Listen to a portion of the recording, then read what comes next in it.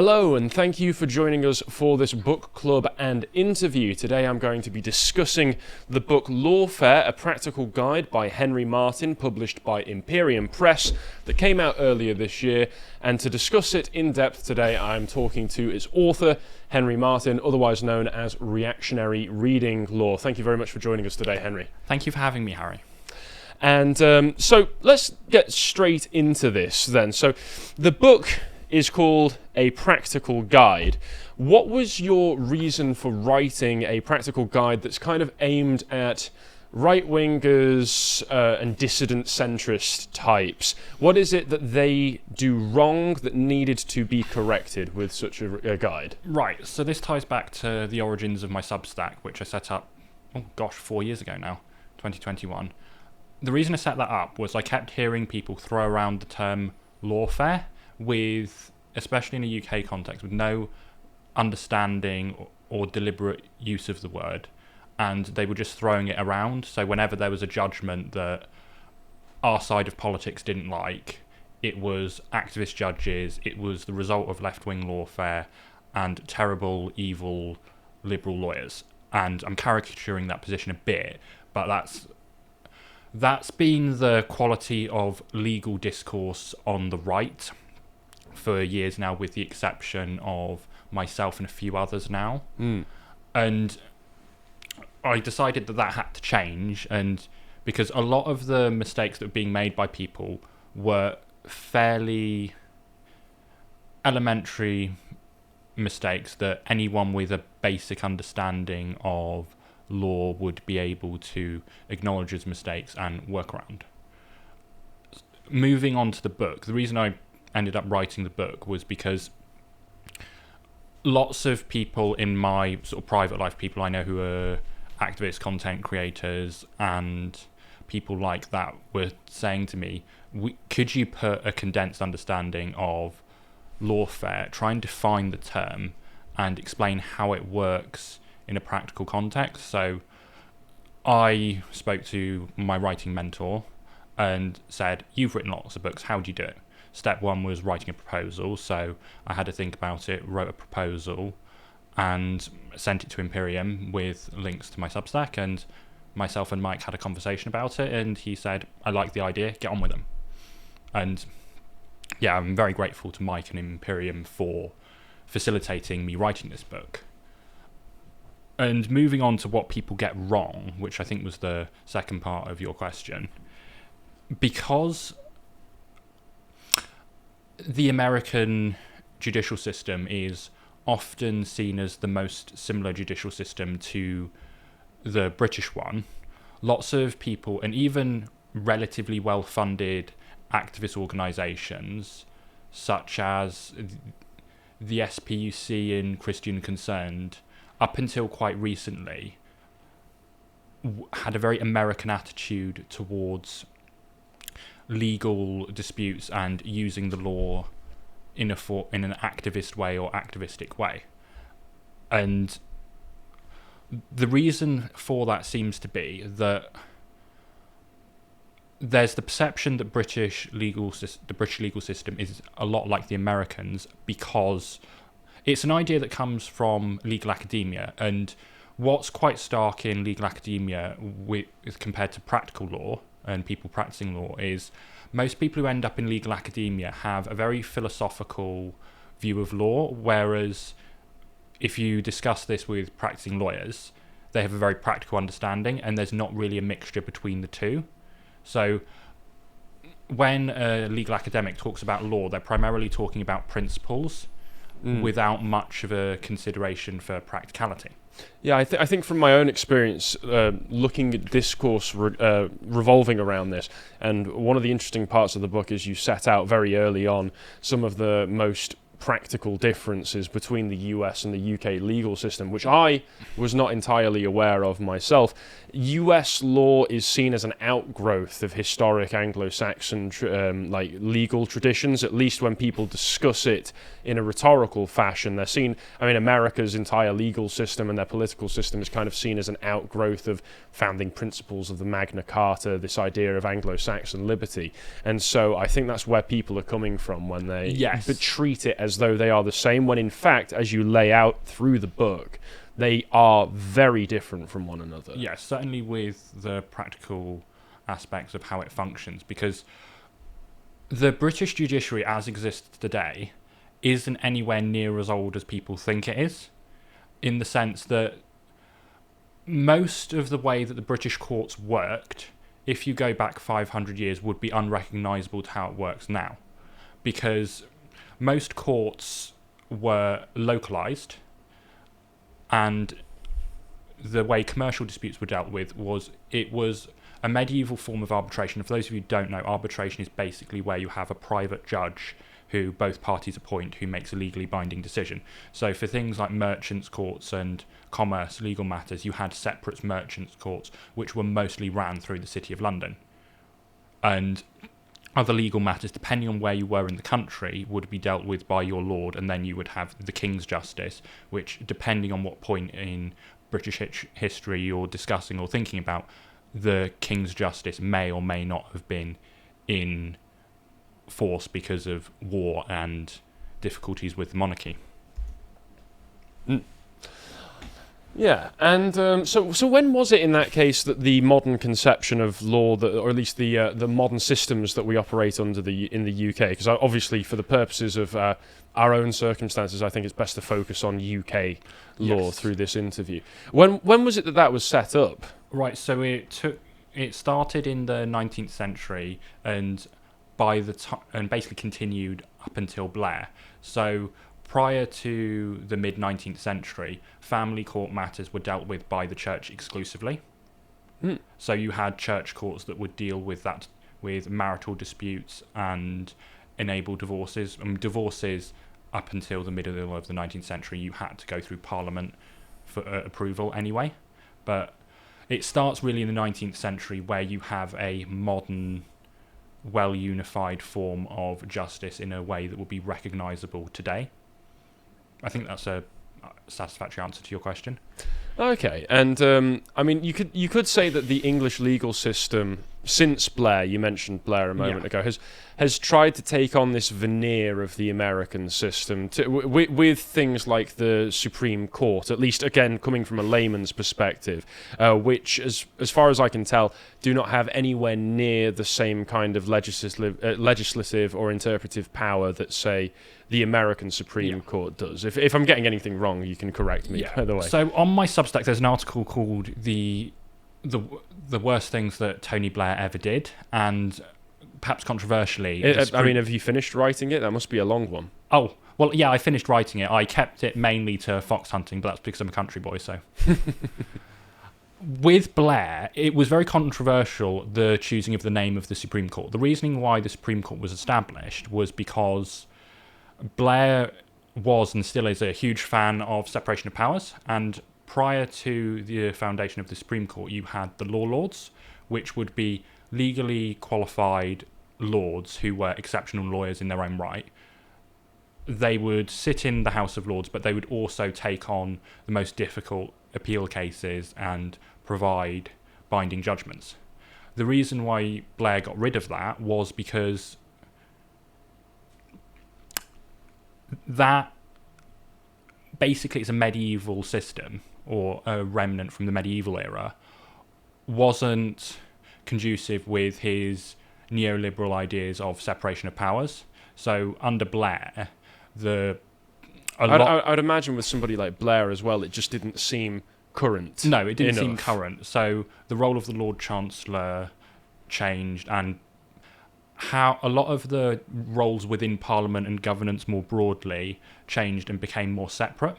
Whereas previously you would have had people who were appointed by the Crown in some cases and would serve different roles across government.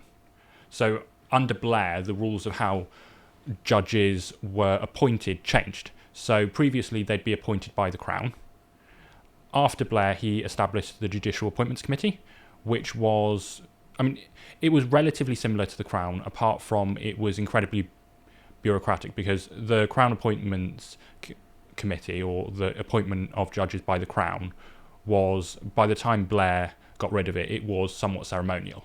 Like, giving assent to legislation. It's still a power the royalty have, in theory, to say no, but it hasn't been exercised in centuries.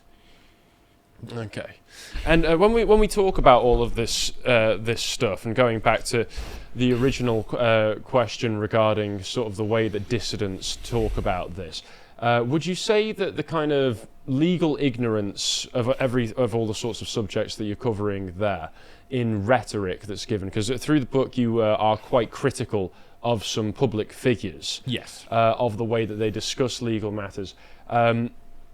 How would you say that kind of hinders people's ability to make effective change? Because ultimately what we want as part of any dissident movement within Britain right now is for there to be effective change, effective blocks to changes being made to our towns and cities that we're not in favour of, such as, for instance, HMOs just coming in and airdropping a load of asylum seekers into your neighbourhood.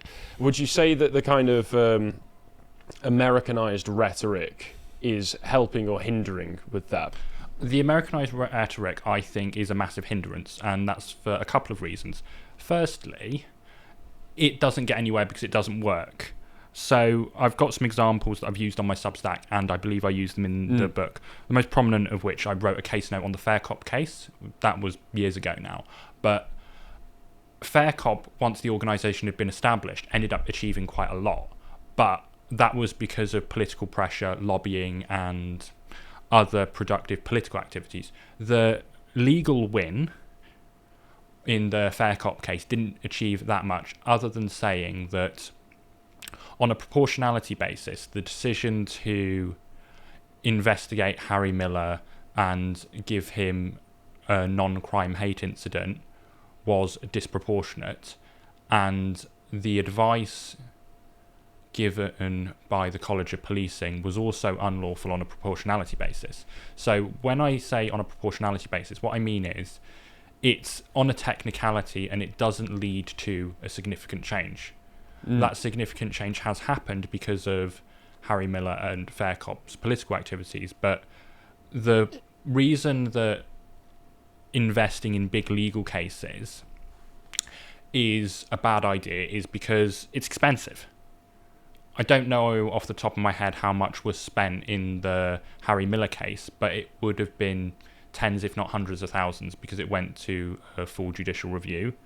And there are other judicial reviews that got nowhere during the COVID period on regulations that were making the argument that the COVID regulations were disproportionate, unlawful, and irrational. And because people had hope that the court would do something to put a leash on the government during the COVID era, people were willing to spend money on legal cases, either their own or someone else's through crowdfunding, on legal cases that most lawyers would be able to tell you weren't likely to get where you wanted them to. And that's sad, because if people are raising hundreds of thousands of pounds, if millions of pounds to spend on legal cases that don't go anywhere, that money could be put somewhere else. And it's very sad for people who are hoping that legal cases will bring them some reprieve from government's oppression or other horrible things, because the needs of people and the wants of people not to be locked in their homes or not to have hundreds of thousands of migrants come in every year is a genuine need that people have. But it's, if you exercise the need, or you put money into things that you want to work but you're not sure that they're going to work, you're doing a disservice, because you're just wasting money and people's time and attention. And in my experience, that's how people get genuinely disheartened. It can become demoralising. Yeah, demoralising massively when people just waste money on things that aren't going to go anywhere. Well, I mean, one thing that I've commented on, and this is, I think this could apply for the UK and the US as well, is the lack of strong patronage networks for dissidents.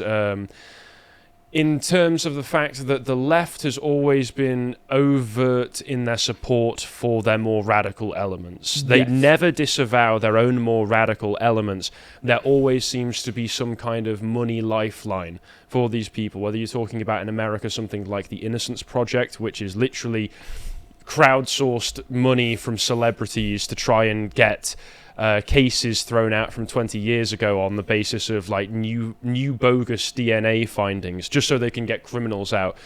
To when you spoke about the lockdowns, you had the BLM riots, people being in and out of prison because there were organizations sponsored by people like Kim Kardashian to immediately pay for people's bail money. The right has no real equivalent to anything like that. I mean, you look at somewhere in like Australia, where Joel Davis, who is a peaceful nationalist activist, gets arrested and put in prison for speech crimes, and there's no real funding lifeline that I'm aware of that's thrown out to him in a situation like that. And then to see this kind of big deal made over, like you say, what is essentially a technicality, Yes. with loads of money spent on it, does seem like a quite demoralizing waste of time. And I dislike the way that people are so eager for whatever minor victory they can score, they'll cheer for scraps. Yes. They'll see something like, for instance, we're both friends with Scrump. Yes. Scrump has been quite vocal about the fact that the whole case to do with the what was it, the Tavistock clinic, Yes. ended up being celebrated as this huge win for the TERFs and other dissidents by saying that we've finally got the Tavistock clinic shut down. We're going to have the trans surgeries are going to finally go away. They've basically been outlawed, when actually when you looked into the reporting on it and the actual decision that had been made on it was something like, excuse me if I get any of the particular details wrong, that the care that they were being given at the Tavistock clinic did not meet certain demands and requirements, and as such they were actually expanding it into 6 to 8 more clinics. So in fact those decisions ended up expanding the remit of that of what the Tavistock clinic was already doing. Yeah, I remember reading the judgment on that case when I read it and thinking, oh my gosh, that level of legal ignorance of people reporting that going on telly and celebrating that, it was quite clear to me that they hadn't bothered to read the judgment or ask anyone who could be trusted to give an accurate summary. And there are loads of examples like that in the book where I criticise the rhetoric of commentators and activists who clearly haven't read, or in the cases that they might have read something, understood something that they're celebrating, and they just don't understand that. Well, I mean, in fact, they've lost.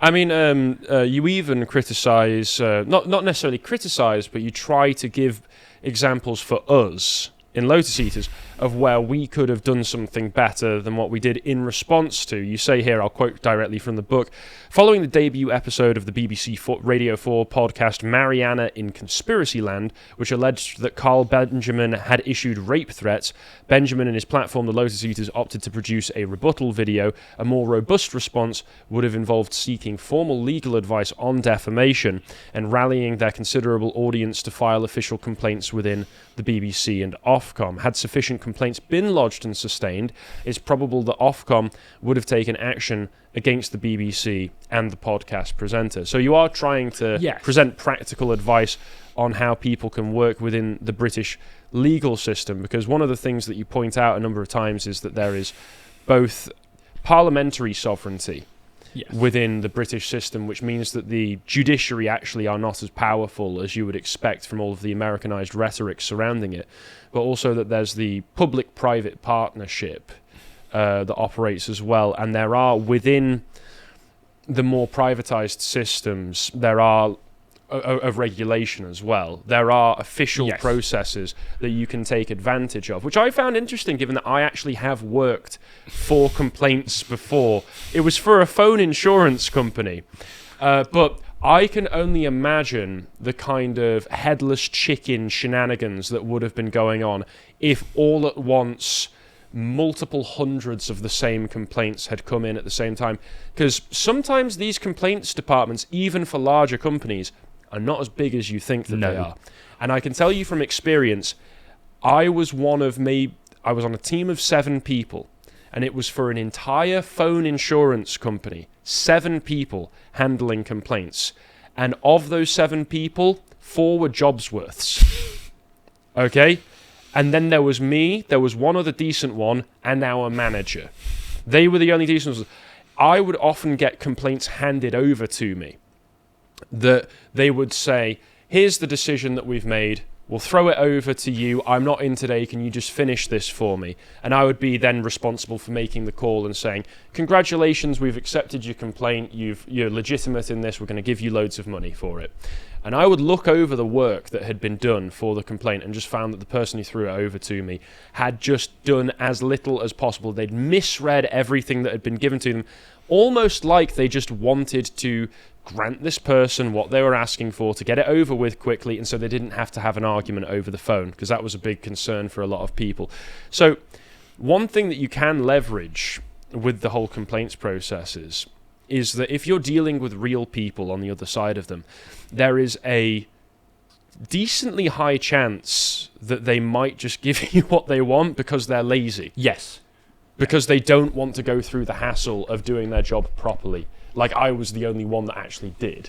And so on that subject, to try and lead all of that into a question, with the kind of examples that you're talking about, and with the example of, say, Harry Miller that you were discussing in Fair Cop, if you had been advising them on how to approach the case, what kind of advice would you have given them? What kind of advice would you give to normal people who think that they might have some kind of legal complaint or believe that they are being wrongly targeted?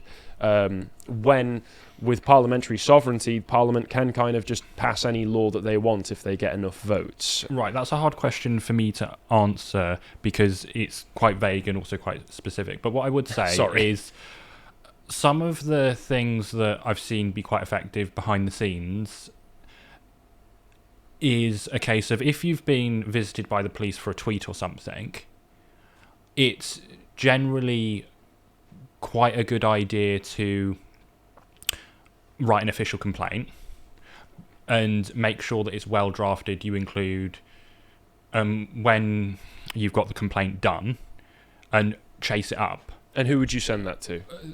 Depending on which... It depends on the police force that it is, but if you go onto most police forces' website, there should be links to how to make official internal complaints and other relevant people, because normally what happens with organisations like the police government departments, you have internal complaints which you go through so many levels of, and then you have the external complaints which will either be an ombudsman or someone else. And the thing is with making official complaints is you need to be specific and not rant at people. So if it's the case that you've been visited by the police for a tweet and it's clearly, the tweet's clearly nothing illegal and there's no reason to complain, most people that I've seen do this successfully have complained on the grounds of harassment and also questioning, why was the decision made to visit me for a tweet when there are other criminals who require police attention? And as a general rule, I think being somewhat involved in your local politics to whatever extent you can be is a huge benefit, because most police forces have a police and crime commissioner. They're another person who you can complain to about broader policy concerns, because it's a similar role to a sheriff, but with less power, because sheriffs in the American context have considerably more power than a British police and crime commissioner does. If it's the case that your local police force, even if you haven't been visited by the police, is spending a large amount of time visiting people for tweets and engaging in things that might be genuine criminal investigations, in the sense that it technically is a crime, but you can make public interest arguments and complain to them about why is there, I don't know, large-scale antisocial behaviour in my town when the police are investigating people for tweets. For instance, I mean, a very recent example of something like this happening was Pete North. Yes. Being visited by the police. I believe it was off of the back of a tweet that he had posted regarding the Palestinian flag. Yeah. Insulting that. Is that the sort of thing that you would have advised him to do, I'm rather not- than make a big stink of it on Twitter? Right. I'm not going to discuss the specifics of that because I don't know whether there's an ongoing investigation into it. Oh, right, okay. So, Okay, that's absolutely fair. In that case, I mean, when we talk about this, so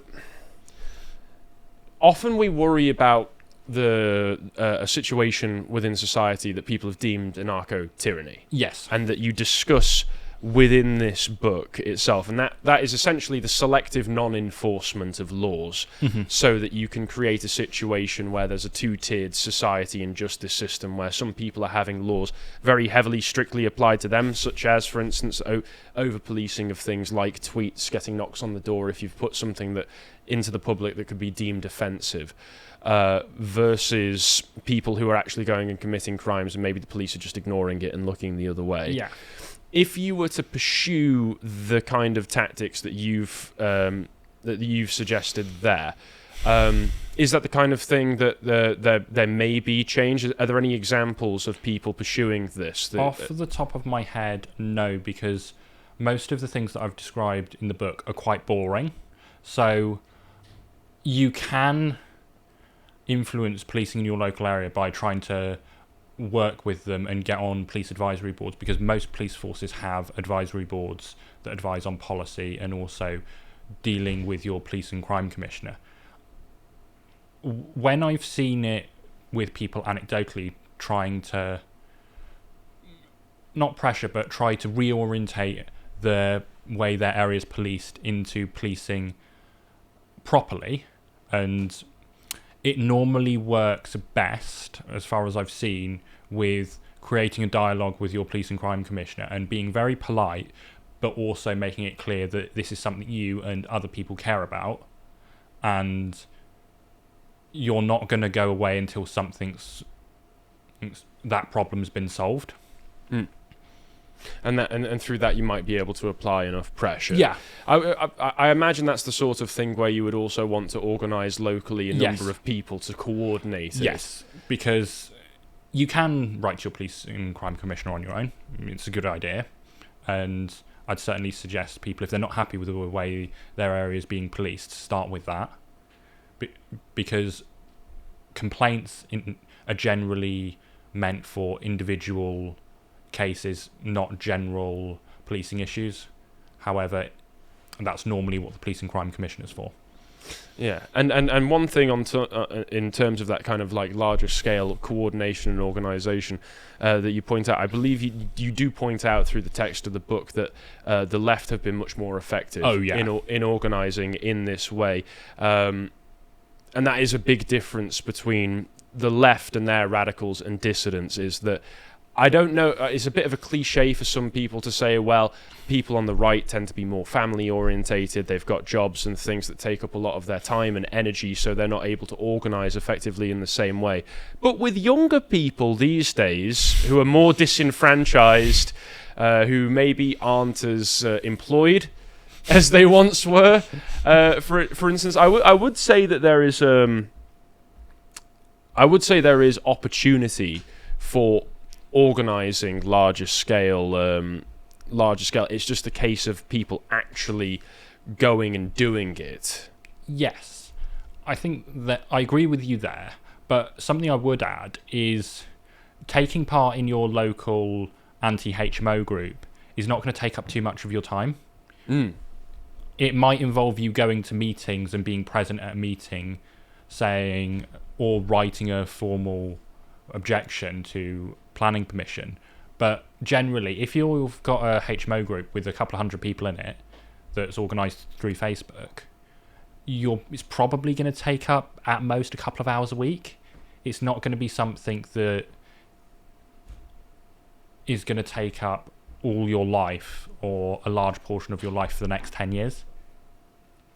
Yeah, I think that's actually a very positive way of looking about it, because people don't want to put themselves on the lines, so to speak, and perhaps what they may consider take so much time away from themselves and their families, purely for the sake of something that may not that they don't know that they have a guaranteed result from. But this is the sort of stuff that takes time. Yes. You've got to have the time investment, and the idea that people can just go and do this, I think is positive and encouraging. But one of the other things that you talk about, you have a chapter on character destruction. Yes. And the risks that come with putting yourself into a public space where sleazy media tactics will try to smear you. Yeah. They will try to make you seem like somebody who, like, they'll dig into your entire background. They will, I mean, we saw with a segment I was talking about earlier on today with Piers Morgan, like, newspapers have been known to illegally hack into people's devices Yes. for the sake of trying to get juicy information from you.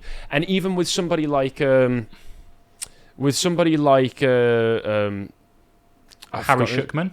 Yes, Harry Shukman. With the case of Harry Shukman, some of these organisations like Hope Not Hate seem to have very strange access to facilities that we as normal people would not, even though they've now come out and addressed it and said that he legally changed his name seemingly for the sake of procuring a passport. But also there was the case of Raw Egg Nationalist last year being doxxed, and they released newspaper articles about all of the incredibly in-depth methods that they went through to be able to get his personal information, when it's more than likely that he was in fact just, like, potentially, it seems more likely that there was some illicit methods of getting that information, possibly in conjunction with other organisations. I wouldn't be surprised to find out if MI5 or other intelligence organisations and parts of the British deep state were actively involved in giving Harry Shukman the documents and helping him infiltrate some of the groups that he did. I mean, infiltrate's probably the wrong word, because he infiltrated basket weavers, which... He was at the Wit End as Yes. well, wasn't he? Which I believe we were both at as well. We so were. It's weird that we were both in the same building as him at the same time. Yes. Well, and he just went to the pub with a couple of people and wrote a book about basically these people go to the pub and are far right, and all they're dangerous. And Here are the things that they talk about after a couple of pints. yeah. I mean, This was pressing and necessary for the intelligence state to get out to the public. So for the sake of headlines, essentially, for the sake of smearing headlines. yeah. And to be honest, I think with a lot of because I've organised events and done that type of thing before, I've met quite a lot of undercover journalists, and they're really easy to spot. Because I don't think I had the displeasure of meeting Harry Shukman, but everyone I know who did said, oh, he was really awkward. Whenever you'd ask him questions, he'd give one-word answers or turn the question back on you. And then he'd just listen to the conversation. Because when I've organised events and I've had undercover journalists turn up, all right, you be nice to them, you ask them some questions and just try and talk to them.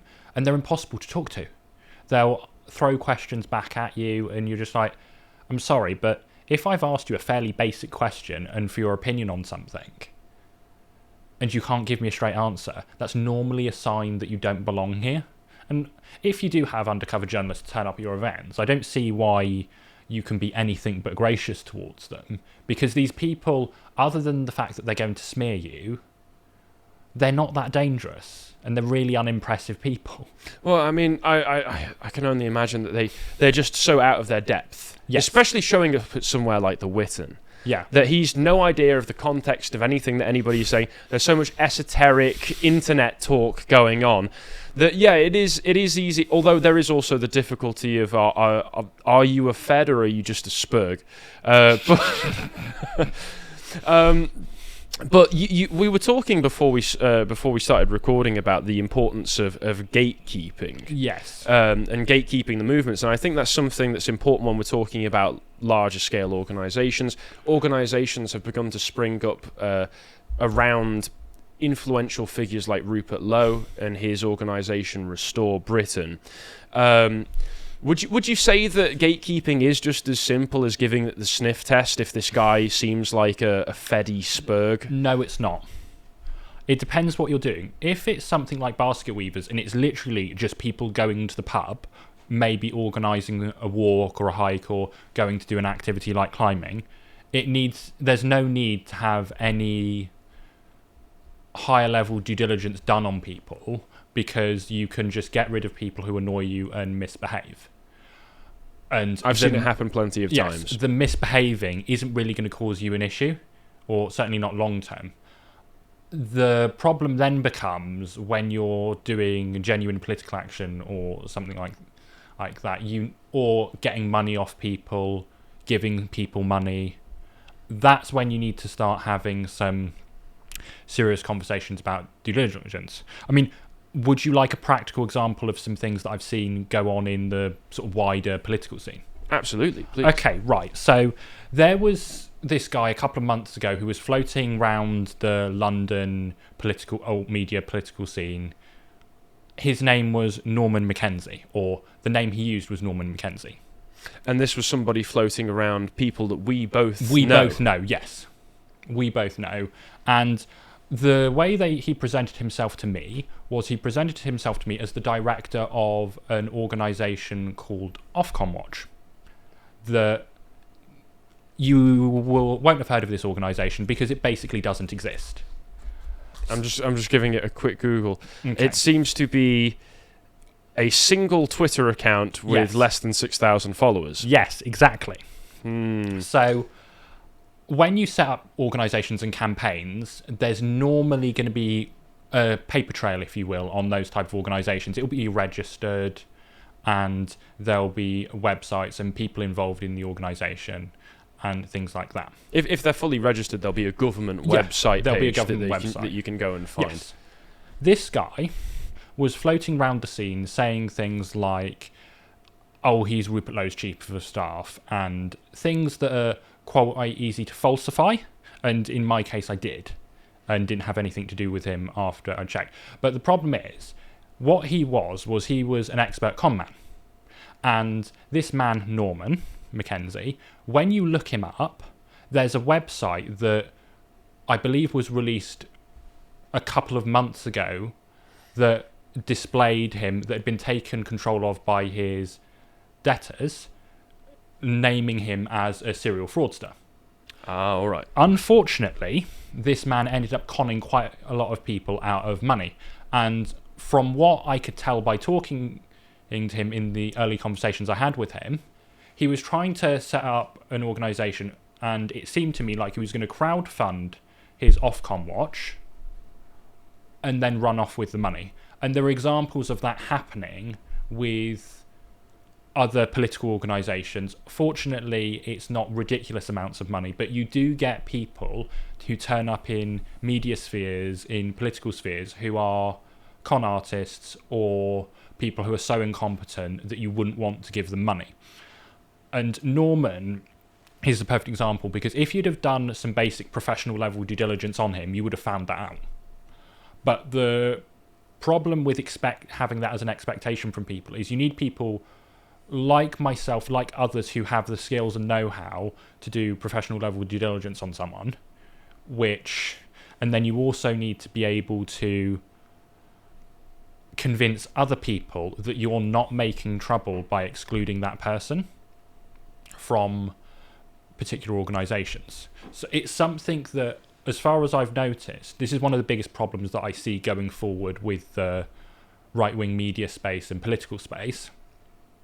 There's no formal gatekeeping mechanism where there should be, especially if people are asking for money or obtaining free services of people, because what that does, having con merchants who are quite good at this, actually, from what you describe, it doesn't even sound like he had a particular political agenda. It was just he was trying to get the money. Yeah. And this was a circle of people who, because of the fact that we're somewhat out in the wilderness. We and trust people. We're in dissident spheres. There's an eagerness to want to accept people in who seem to. There's an overt trustingness, which you would expect to be the opposite, but it's actually people are too trusting because they're eager to get more people in on it, especially if they seem like they can help with patronage. Yes, it's the amount of people I meet in the right-wing political media spheres who... A big problem I've noticed is lots of people who end up in the media or politics don't have that much life experience. Even the ones who are in distant spheres, they've normally got some other psychological issues, and they just don't have the experience to be able to tell when someone's trying to con them. And a lot of the people in the broader scene, whether it's distant art especially, you have quite a lot of people who can be described as nepo babies who are quite vulnerable to being conned or getting themselves into trouble with people because they don't have the experience and they're not naturally suspicious because they're very well sheltered and have been. Yeah, and this is, I would say this even expands just purely outside of the purely financial realm as well. This can just be political grifters who are looking to attach themselves to a scene so that they can gain a bit of notoriety and then hop from one movement to another. And this is the other problem with gatekeeping. If you are so eager for people to join your movement, you can end up ratcheting your own views to match theirs rather than bringing them into your own views. And so I find that people tend to dilute and weaken their own spaces if they do not gatekeep well enough. This is an ongoing argument that I have a lot about gatekeeping, because I'm very in favour of not having anything to do with people like Tommy Robinson, who there's enough evidence out there, whether it's the allegations that Lauren Southern has made, which people can look at those in their own time, or it's his track record, that Tommy Robinson is not worth working with because he seems to have, and it's been alleged, he has quite a lot of personal issues, whether that's drug usage or financial problems. I mean, I've been critical of him simply because he tends to draw all movements that he gets involved with into an orbit so that they orbit him. Yes. Purely, he turns every movement he's involved in into purely being about him, which I suppose if you purely want eyes on your movement in the media, then then you're going to get eyes. Yeah. But whether you're going to get effective change off of the back of that, and you are you critical of Tommy in this book, and you're critical of the idea of having these overwhelming media figureheads in the first place to a certain extent.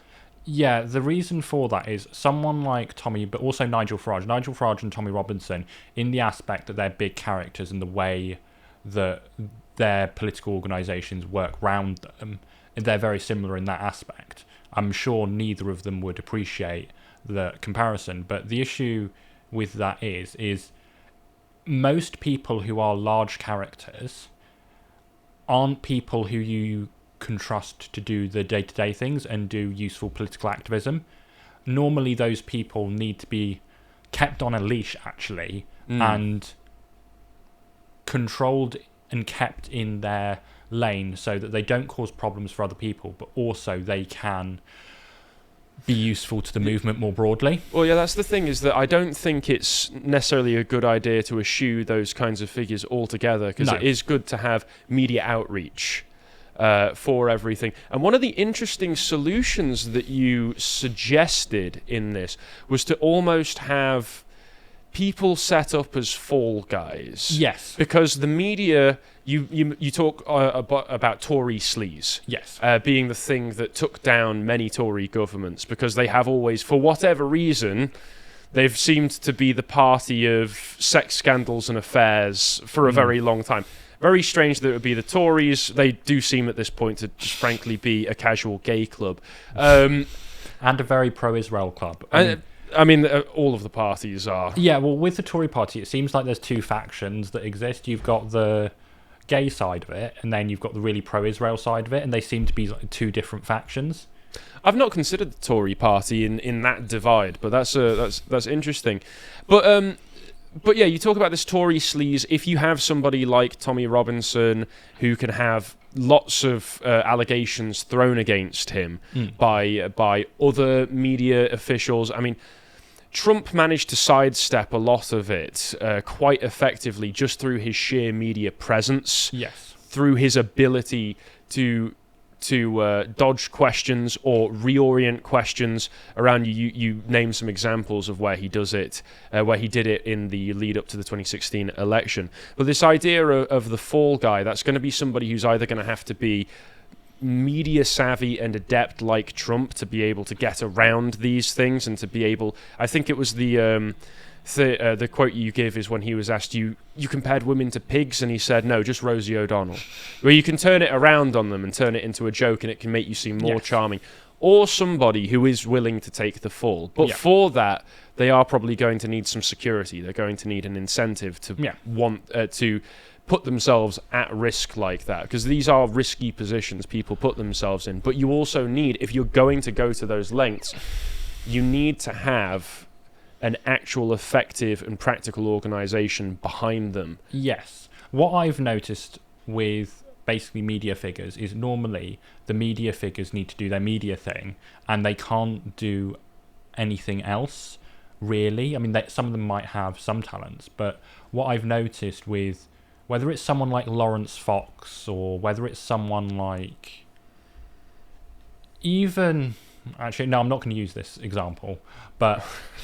Someone like Lawrence Fox, for example, is very good at the media stuff. People find him entertaining.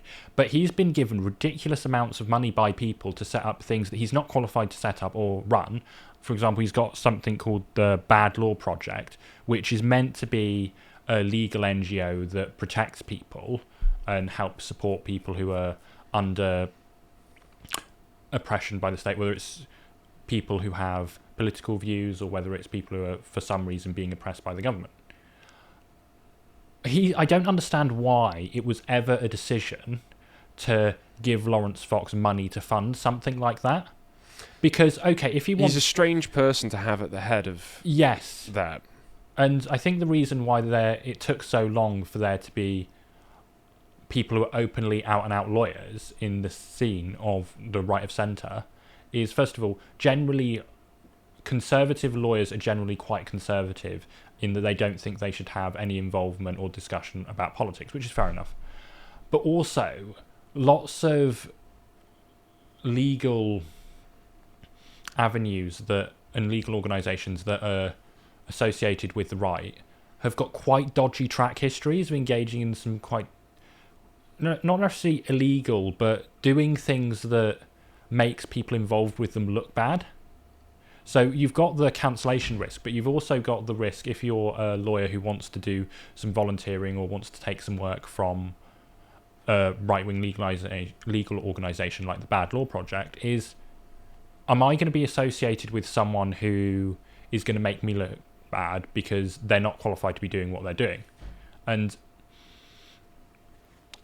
on that example specifically, with Lawrence Fox... He had a falling out with the Free Speech Union relatively recently because he was encouraging people, or the Free Speech Union claimed he was, encouraging people to vandalise ULEZ cameras. And it's like, speaking for myself, I don't want to be associated with people who are either my boss or even as an ambassador for an organisation who are going to run their mouth and do stupid things in a way that is childish and is going to make me look bad. I don't mind being... Well, I mean, if you're encouraging vandalism, you're just trying to tell people, put yourself at the risk of going to prison. Yes. I mean, that's a crime. Like, encouraging vandalism is a crime.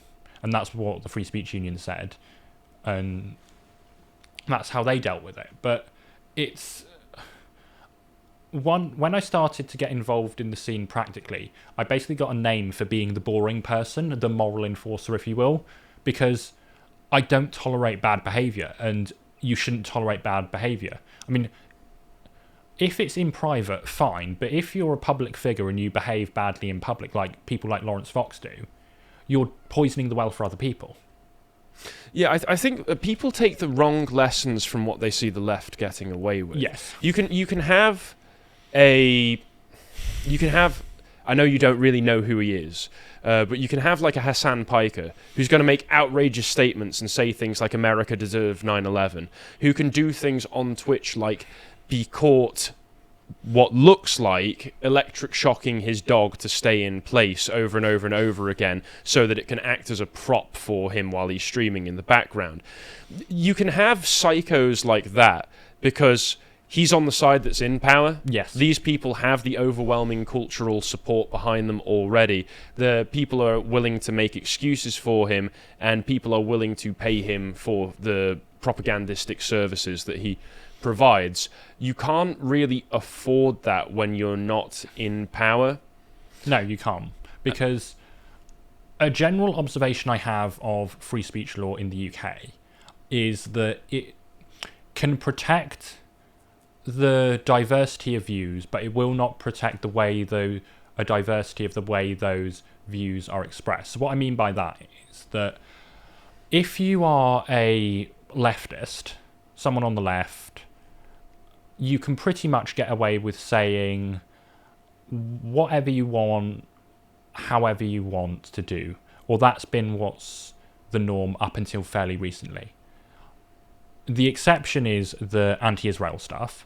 For example, lots of people on the left who had previously been allowed to get away with rhetoric that they're now no longer getting away with have found that out. But a lot of people who have been cancelled and successfully recovered from it in the UK who are on the right or avoided being cancelled, they've done so because they're relatively boring in the way they express their views, and they're not bombastic. They exert opinions clearly and concisely. They're not trying to be shock jocks. They're not trying to be shock jocks. No, and this is why I think someone like Charlie Downs does so well, because he's, I wouldn't say he's far right, he's a sensible centrist, but he goes to places in a polite, well-spoken manner in a way that other people just don't. I mean, he references Carlyle on GB News, but he does it in a very polite way, and his personality is very amenable to lots of other people, like boomers like him. So it's very hard to call someone like Charlie Downs racist and try and take them down, do a character assassination, and because he's a reasonable guy. He looks reasonable, he talks reasonably, and he's also very polite. Yeah, I mean, we've had him on the show a number of times. Yes. I know Charlie personally. He's a very well behaved and very polite young man. As far as I'm aware, he's not the kind of guy that you hear rumours about circulating behind the scenes that could be used as compromat later. No. He's very on the ball, and he sticks to his lane in the best way possible. He is the professional media face. And it's interesting when you bring up the way that free speech provisions can work within the UK, because one of the most interesting examples that you give here, which I think illustrates this perfectly, is in cases of people having been prosecuted for Holocaust denial or revisionism, in that what people may not know is the cases that have been prosecuted in the UK have been when it's been overtly intended to offend people through mediums like cheeky offensive songs and video content, despite the fact that actually it's not, unlike many European countries, it's not illegal on the face of it to have those views and even to publish those views. And in fact, within the UK there have been a number of professional, scholarly, you say in here, works published on those subjects that they're allowed to do. Yeah. And it's simply the format. And I think by going to such an extreme example that most people, even some so-called free speech warriors may disagree with, actually goes to show your example quite well by saying that, well, I mean, this is like, most people wouldn't even dare talk about this with their closest family members at the dinner table. And yet, as long as you're presenting it in an inoffensive manner, in a boring manner, it's actually legal to do here. Mostly. Yes. There are some exceptions. So you can't just encourage violence on someone else, even if it's done very boringly. Well, obviously outside Yeah. of like incitement Yes. and things that have their own provisions to them. Sorry. Yeah, because what I found interesting about things like incitement to racial hatred, when I wrote the book originally, incitement to racial hatred was very rarely used for prosecuting people, and since the Sam Millier case, it's become considerably more common, especially after Southport. But even Lucy Colony, I'm quite unpopular with my position on Lucy Colony, in that I don't think the decision was unreasonable, given that from the court documents, she did directly incite violence. It may be the case that it was a joke and she didn't actually mean it, but given the circumstances and the evidence that is discussed in the court documents in the trial, I don't think it was unreasonable for her to be given the sentence that she had.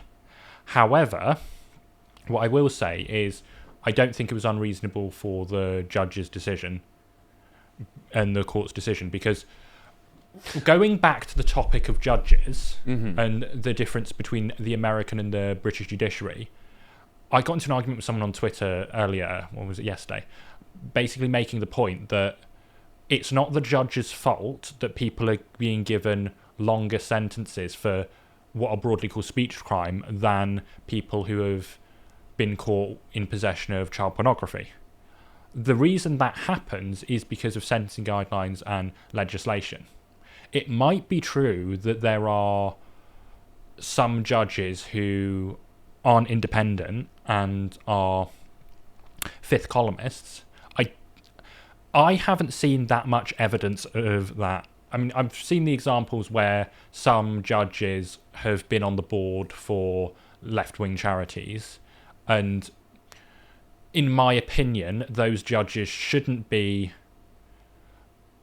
sitting in cases where the facts of the case relate to those given previous experience or previous roles that they've had.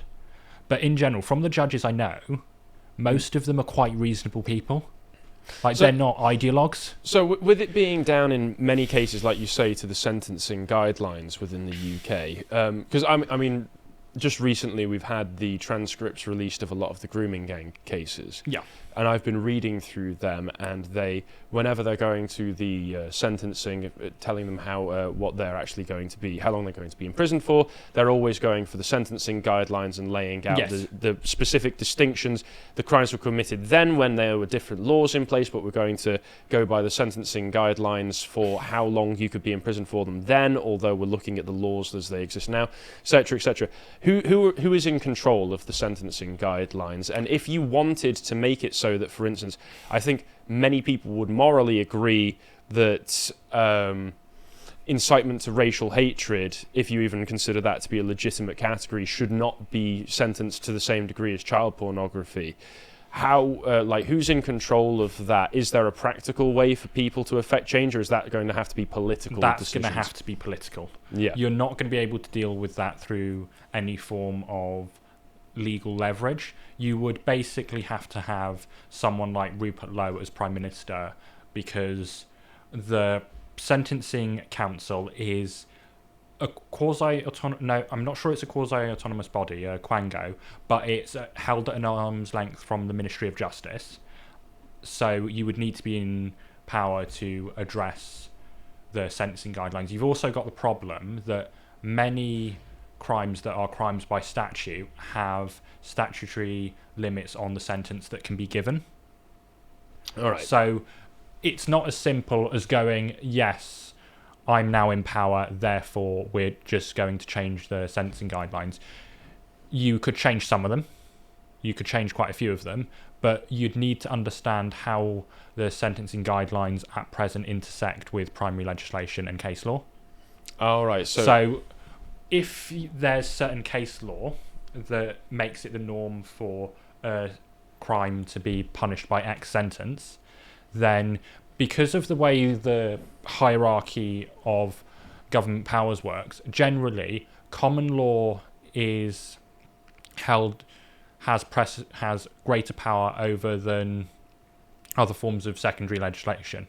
But you can change common law or case law with primary legislation, but generally it's accepted that case law from the courts is superior and can't really be overruled by government ministers. Okay. Sorry, does that make sense? Because that was a bit waffly. So let me just try and collect what you said there. So the actual sentencing seems to be at least partially administered by something that's held at arm's length from the government, and Sentencing council. The sentencing council. And if the judges are looking at case law, that can override Yes. political decisions by the MPs. Right. So when we say political decisions, what are you on about? Because For instance, we've been talking about, you mentioned Rupert Lowe. One of the things that you've written about recently was his large document talking about Yes. the potential of mass deportations. Something that Charlie Downs has spoken about and Harrison Pitt has spoken about as well would be the necessity of what they have called, alongside the Great Repeal Bill, if people were to get into power, would also be something called the Great Clarification Bill, something that would clarify particular terms, possibly legally, as well. Would that be something that would be effective, or would they need to affect different change? if it's defining, if you want Parliament to just define what certain words mean in a legal context, then from my understanding of what you said, Parliament could just narrow the definition of particular legal terms. That is certainly doable. Mm-hmm. But the concern I've got with the Great Clarification Bill is I don't know too much about it, and whenever I've only ever heard it as something mentioned in passing, Yeah. alongside the idea of the Great Repeal Bill, which I think was a David Starkey Yes. idea. So I don't really want to comment too much on the Great Clarification Bill because I'm not best placed to understand it. That's fair. So we've spoken a lot about, in that case. Let's go on to, I've mentioned Restore. Yes. And your article that you wrote about them. We've spoken a lot about how some of the political organisation and the political media figures within the UK can be counterproductive, and they can be harmful to the movement. And you've praised Charlie Downs for being a very, not milquetoast, but very acceptable media figure. Yes, he's not milquetoast by any means of the imagination. No, he he's- references Carlyle on GB News and talks about Talks about Sam Francis, Yeah. anarcho-tyranny. Yeah. He's a big fan of a lot of authors that most people in the media spheres would never have heard of, Yeah. let alone read the works of. But with Restore Britain, do you see any hope coming from them with their plans for the mass deportations and the laws that they would affect for that? You have written an article on your Substack, which people can access if they want greater clarity with all of your thoughts. But do you see that as a positive step? Right, the short answer for Restore Britain is a cautious yes. I like the idea of Restore Britain. I really like the idea that you have a team of bright young men and women who are being led by someone mature like Rupert Lowe, who are putting their heads together and thinking about policy. In principle, it's a good idea. And I have made some that I hope are constructive criticisms of Restore Britain. One of the concerns that I have discussed in private has been, it seems like a lot of the staff of Restore Britain are people who are media people and not necessarily policy people, and don't necessarily have the legal or policy background to draft well-written policy and legislation. This is something that some of the lawyers who I speak to quite a lot, who read my Substack, have mentioned to me. And I am aware that they have the black belt barrister on board as an advisor in some capacity or another.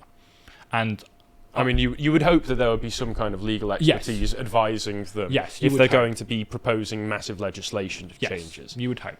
At present, I don't think it's there yet to be able to do what I would like it to do. However, that's not a bad thing. It's only been set up for a year, less than a year.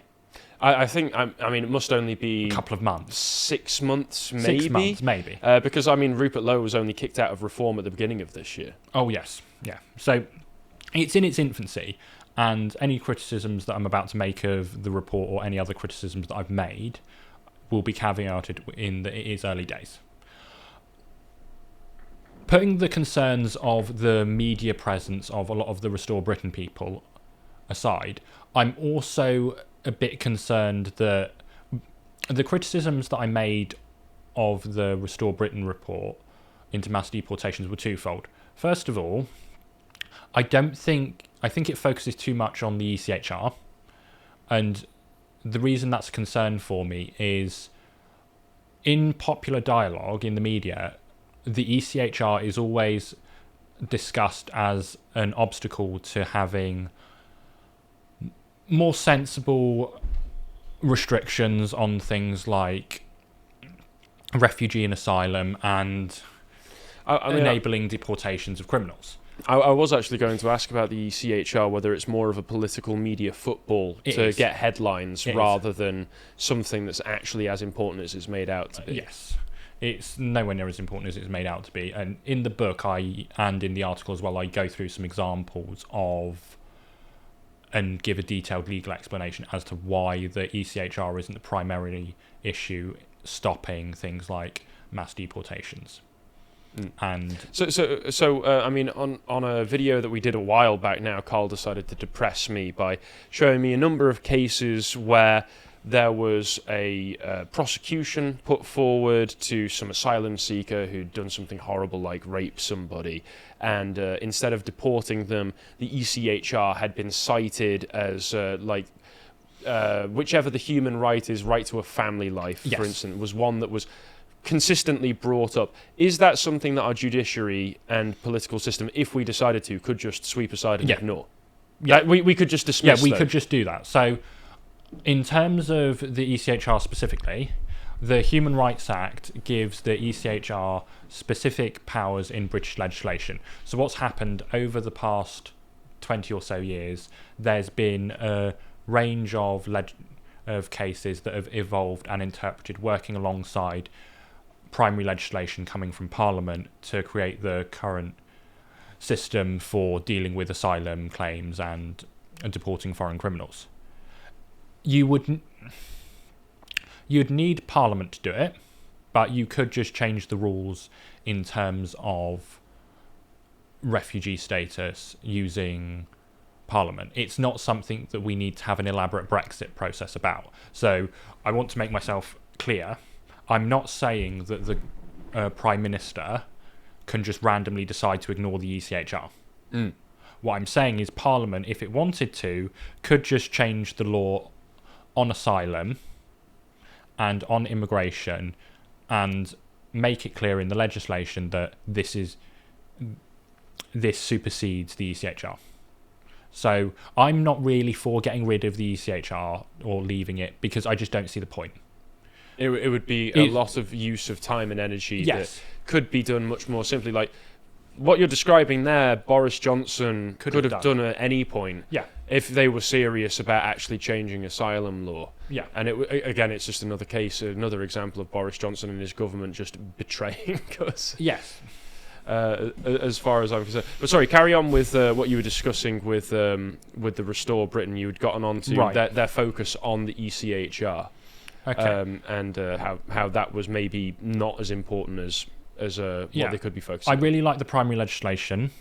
I was a bit concerned that the Modern Slavery Act wasn't mentioned, which the thing is with the Modern Slavery Act, I found it quite difficult to... I wrote an article on it, but I found it quite difficult to find statistics on how many people have been allowed to stay using the Modern Slavery Act and how many of those people end up with indefinite leave to remain. So I put a Freedom of Information request on that topic, which I'll write up when I get it back. That's currently pending. Yeah, it's currently pending. And the Modern Slavery Act, that's if you have been trafficked into the country. Yes. Do you automatically get granted refugee status? No.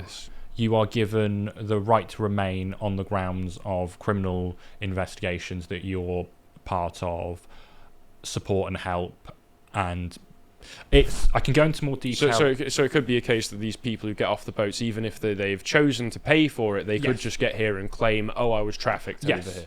From the way that human trafficking is defined under the Modern Slavery Act of 2015, I would find it very hard to see an example of someone who has entered the UK illegally who wouldn't be awarded the protections of the Modern Slavery Act.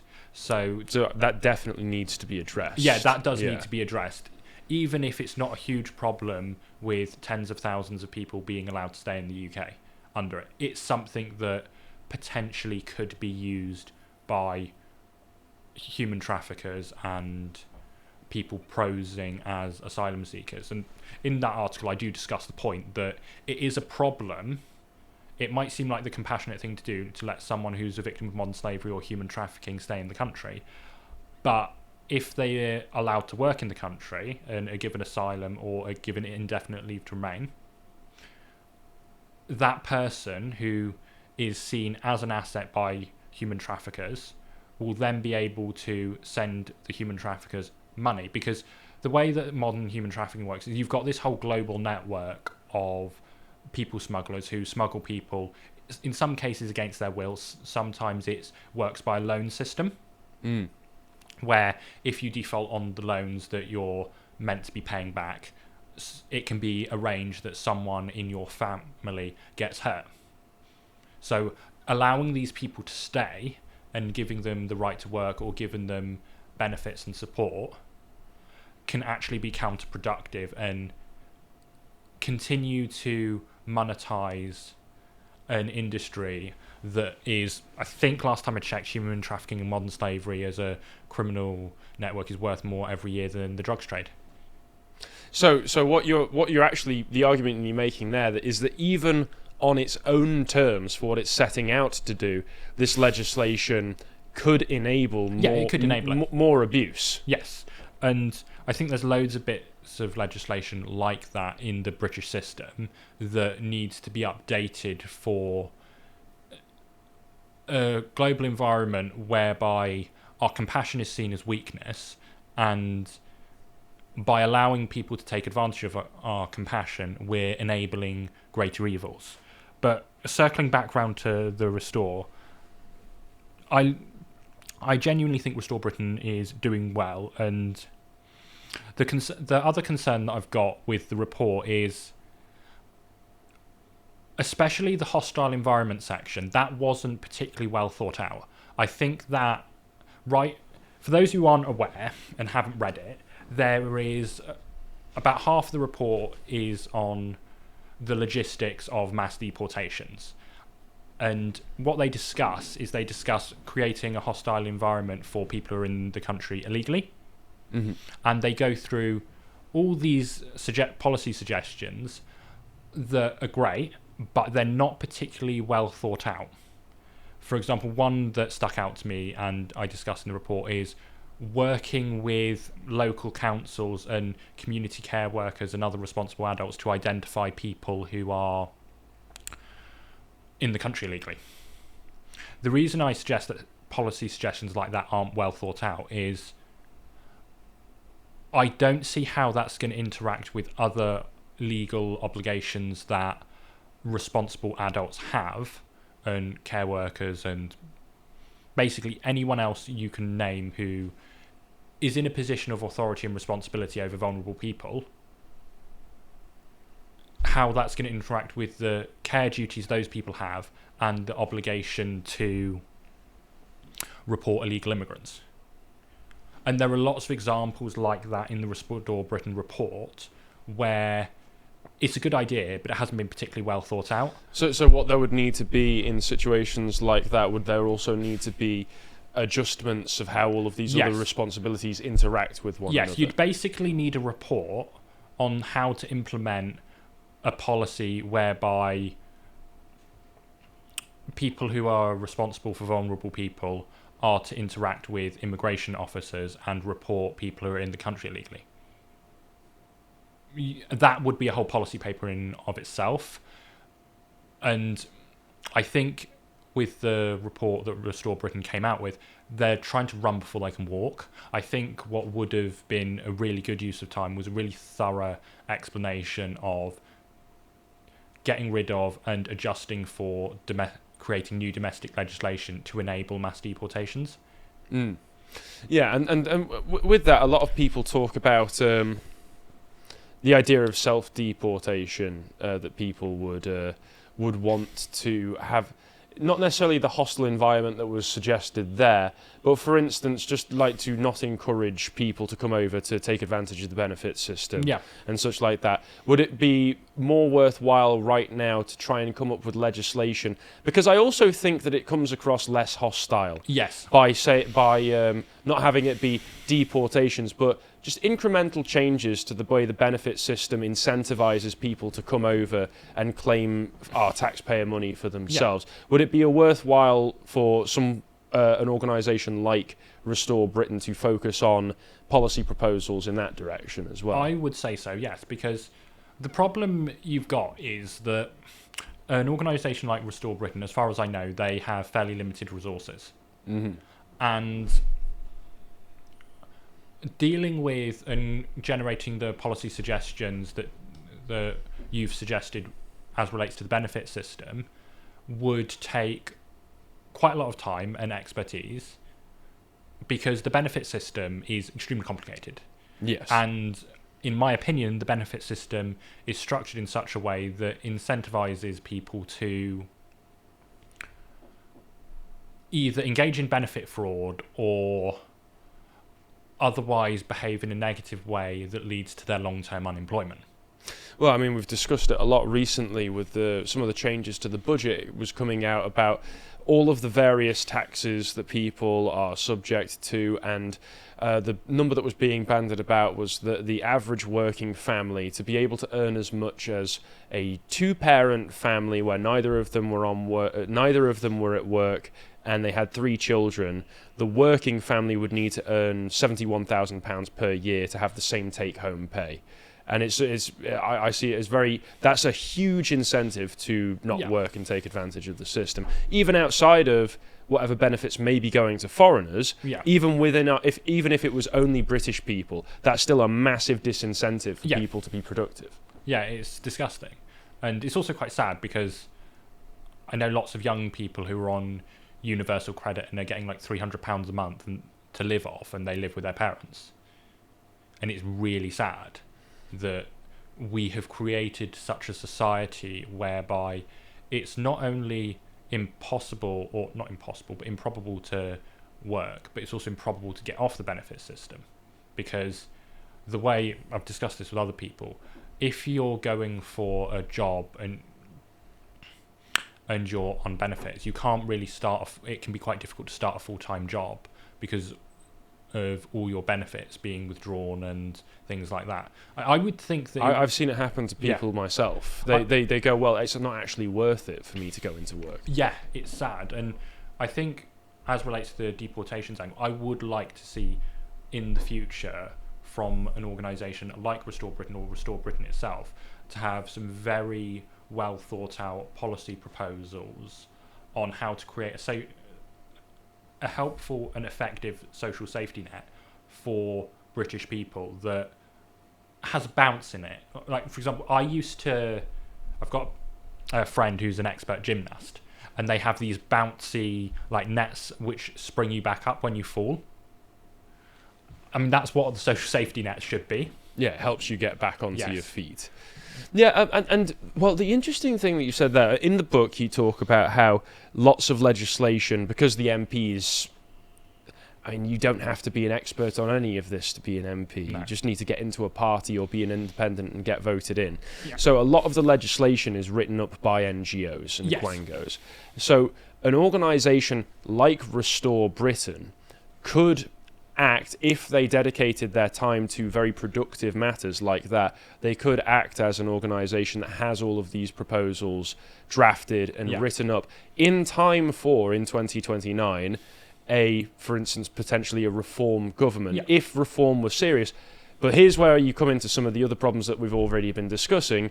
Given their very public feuding and the issues that happened at the beginning of this year, you would then have to hope that Nigel Farage, Rupert Lowe, Zia Youssef can put their prior animosity aside to be able to work together in coordination with one another. So there you run into some of the other problems that we've been speaking about, the kind of media demagoguery that infects the whole movement, frankly. Yes, even if Restore Britain end up drafting policy proposals that are very good, that don't get put into practice by a reform government or any government in the future, in the near future anyway, it's still a benefit having the right that is able to draft policy and has a clear policy framework, because as far as I'm aware, the right that's further to the right than the Conservatives within Britain hasn't really had a clear set of policies that are ready to implement. It's been general, we want to do this, we want to increase government spending, we want to... In a lot of cases, it's more of a philosophical movement than it is a practical than it is practical. Yes. And I would rather put the horse before the cart in that sense and go, okay, well, this is what we're ready to implement and we want to implement. How do we get it implemented? Because I've worked on some minor level political campaigns that have been on, certainly for local government, on policy and that type of thing. Mm-hmm. And what I've noticed with the way that policy gets implemented is they take a bit of this, they take a bit of that. And it'd be interesting for someone like Restore, I would think that it's a very good idea to come up with self-contained policies that are written in such a way that if they were implemented, they're written in such a way that that they would work in a vacuum in of itself. Because lots of grandiose policy proposals that I can think of are dependent on all aspects of government working together to enable that policy goal to be achieved. Whereas if someone like Restore Britain took an area of policy and thought, okay, how do we make this policy achieve our goals directly and indirectly, but also so that it will work in a freestanding way that isn't dependent on other government departments, given the absolute state of the British administrative state, that's going to be a very difficult job. Well, at the very least, I do hope that we can start moving in positive directions with all of this. Is there anything else from the book that you would like to very briefly discuss before we finish? Not really. That's fantastic. Well, thank you very, very much for your time, Henry. Where can people pick up your book, Lawfare, A Practical Guide? Right. You can pick it up off the Imperium Press website. You can also pick it up in an electronic format on Amazon, I believe, and you can also get it as a hard copy from Amazon. Depending on where you are, it might be easier for you to get it from Amazon, but if you can, please get it from Imperium Press, because that supports our publishers. And it doesn't give a cut to Amazon. Yes. And what else can people find in here that they haven't heard us discuss today? Well, there's the speech laws, there's the role of legislating from the bench, there's also my conclusion which has a more practical outlet. I think we've discussed most of it, but there's a lot of case studies and detailed explanations in the book, because that's what I'm like. Yes, it's like you say, it's dry, it's presented in a very dry way, but if you want to have a better foundation, a better footing for everything that will actually need to be practically done to organise an effective movement, you need to know all of this stuff. So I'd say it's well worth picking up a copy. And where can people find you on social media and Substack? I'm on X, and it's @LawReading on X, and you can also find me on Substack, which is the Reaction Reading Law Substack. Well, thank you very, very much for joining us today, Henry. It's been a pleasure. And thank you for watching this. Please take care.